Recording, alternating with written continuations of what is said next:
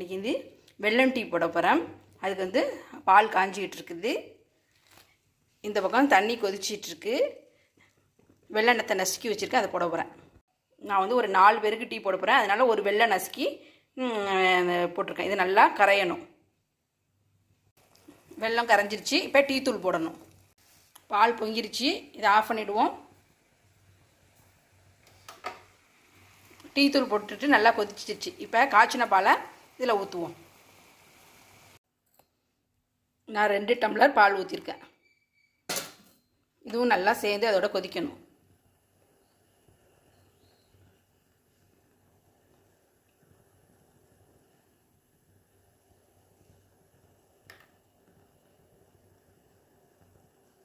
தேவைப்பட்டால் ஒரு ஏலக்காய் போட்டுக்கலாம்.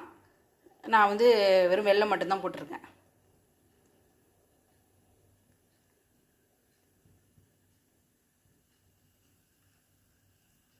கொதிச்சு பொங்கி வந்துடுச்சு. இப்போ கொதிச்சு நல்லா பொங்கி வந்துட்டு இப்போ ஆஃப் பண்ணிவிடுவோம். வெல்லம் டீ ரெடி.